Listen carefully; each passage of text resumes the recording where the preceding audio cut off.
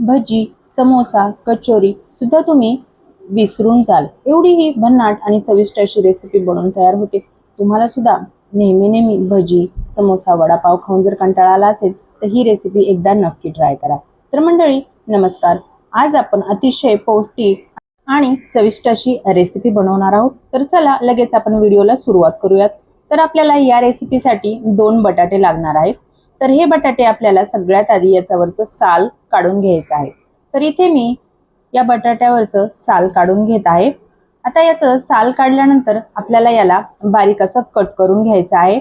आपल्याला याला शिजवून घ्यायचं आहे। जर तुमच्याकडे उकडलेले बटाटे असतील तर तुम्ही ते सुद्धा या रेसिपीसाठी वापरू शकतात।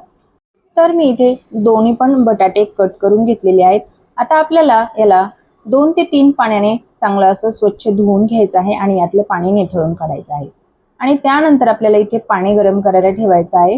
तर इथे पाणी गरम झाल्यानंतर याला छान अशी उकळी येऊ द्यायची आहे। पाण्याला उकळी आली की आपण यामध्ये हे बटाटे ऍड करणार आहोत। तर इथे मी बटाटे ऍड केलेले आहेत पाण्यामध्ये। पाण्याला छान अशी उकळी आलेली आहे। याला आपल्याला एक 5 ते 10 मिनिटांसाठी हे बटाटे आपल्याला याच्यामध्ये शिजवून घ्यायचे आहेत। याला दाबून चेक करायचं आहे, पाहायचं आहे की बटाटे शिजले आहेत की नाही। जर हे हाताने जर दबल्या जात असतील तर आपल्याला समजायचं आहे की आपल्या ह्या रेसिपीसाठी हे बटाटे परफेक्ट असे आहेत। तर आता आपण चेक करूया की आपले बटाटे शिजले आहेत की नाही। तर तुम्ही पाहू शकता की आता हे बटाटे मस्तपैकी शिजलेले आहेत। तर आता आपण याला साईडला काढून घेऊयात। तर हे थंड होण्यासाठी एक 5 ते 10 मिनिटांसाठी याला बाजूला ठेवायचं आहे। आणि बटाटे पूर्ण थंड झाल्यानंतर आपण याला मॅश करून घेणार आहोत। तर तुम्ही याला चमच्याच्या साहाय्याने किंवा तुमच्याकडे जर मॅशर असेल तर त्याच्या साहाय्याने सुद्धा तुम्ही याला चांगलं असं मॅश करून घेऊ शकता। याला आपल्याला चांगलं असं मॅश करून घ्यायचं आहे। तर हे पहा, अशा पद्धतीने मी इथे हे सर्व बटाटे मॅश करून घेतलेलं आहे। तर आता आपण याला मिक्स करून घेऊया एकदा। तुम्ही पाहू शकता यातल्या शक्यतो सगळ्या गाठी काढून घ्यायच्या आहेत। आता यामध्ये आपल्याला काही मसाले ऍड करायचे आहेत। तर यामध्ये मी बारीक कट केलेली कोथिंबीर घातलेली आहे। लसण आणि हिरव्या मिरच्या सुद्धा बारीक कट करून घातलेल्या आहेत। थोडासा यामध्ये ओवा आपल्याला चोळून घालायचा आहे आणि चवीनुसार मीठ सुद्धा घालायचं आहे। आता इथे मीठ घातल्यानंतर आपल्याला 4 चमचे कॉर्नफ्लॉवर घालायचं आहे।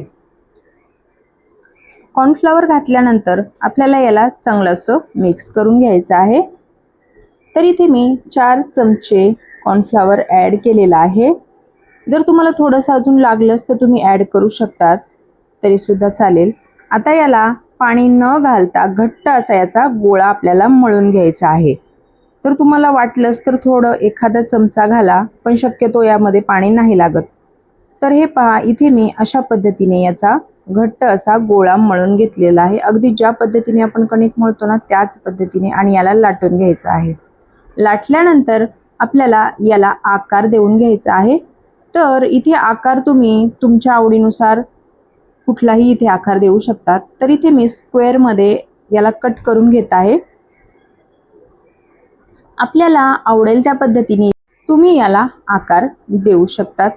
तर इथे मी आता सर्व पीसेस याचे कट करून घेतलेले आहेत आणि आपल्याला हे तेलामध्ये तळून घ्यायचे आहेत। तर हे पहा, अशा पद्धतीने याला मी आकार देऊन घेतलेला आहे। तुम्ही पाहू शकतात खाली अजिबात चिटकलेलं सुद्धा नाहीये। याला लाटत असताना थोडंसं तुम्ही खाली पीठ किंवा मग तेल लावलं ना तरी सुद्धा चालेल। तर हे पहा, हे पूर्ण मी आता एका ताटामध्ये पीसेस याचे काढून घेतलेले आहेत। आता आपण याला तळून घेऊयात।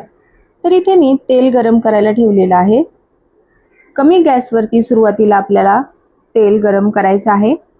तर इथे आता मध्यम स्वरूपाचं तेल गरम झालेलं आहे आणि आता आपण यामध्ये हे सर्व पीसेस आपल्याला यामध्ये तळून घ्यायचे आहेत। अगदी लो टू मीडियम गॅसवरती आपल्याला ह्याला तळून घ्यायचं आहे। जर तुम्ही गॅसची फ्लेम जास्त ठेवली तर वरून हे लाल होतात आणि आतून कच्चेच राहतात। त्यामुळे कमी गॅसवरती किंवा लो टू मीडियम गॅसवरती याला मस्त छान असा लाल रंग येईपर्यंत तळून घ्यायचा आहे। तर मंडळी तुम्ही पाहू शकतात की याचा रंग सुद्धा किती सुरेख असा आलेला आहे। मी दोन्ही साइडनी याला अल्टीपल्टी करून छान असं तळून घेतलेलं आहे। अगदी झटपट आणि सोप्या पद्धतीने हा पदार्थ बनून तयार होतो. तर इथे मी दुसरीसुद्धा ही बॅच तळून घेतलेली आहे.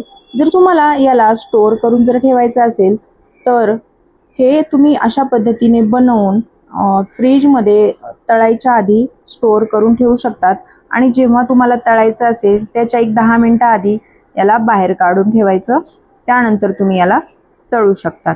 अशा पद्धतीने तुम्ही याला स्टोअरसुद्धा एक 8 ते 10 दिवसांसाठी ठेवू शकतात.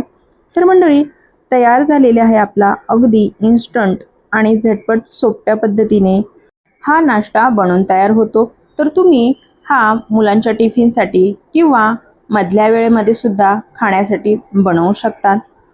सॉससोबत, चटणीसोबत किंवा मग नुसता असा जरी खाल्ला ना तरी चवीला अप्रतिम असा लागतो. तर मंडळी, तुम्हीसुद्धा ही रेसिपी एकदा नक्की ट्राय करा आणि व्हिडिओ थोडा जरी आवडला असेल तर व्हिडिओला एक लाईक नक्की करा.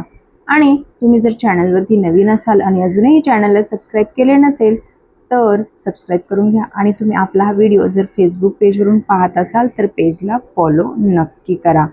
तर मंडळी, तुम्हाला एक निवेदन आहे की तुम्ही आपला हा व्हिडिओ कोणत्या गावातून किंवा मग कोणत्या शहरातून पाहतायत हे मला कमेंटमध्ये नक्कीच कळवा, जेणेकरून मलासुद्धा तुमचे धन्यवाद करता येतील. व्हिडिओ हा शेवटपर्यंत पाहिल्याबद्दल तुमचे खूप खूप अगदी मनापासून धन्यवाद. तर चला मंडळी, पुन्हा भेटूया अशाच एका नवीन रेसिपीसोबत.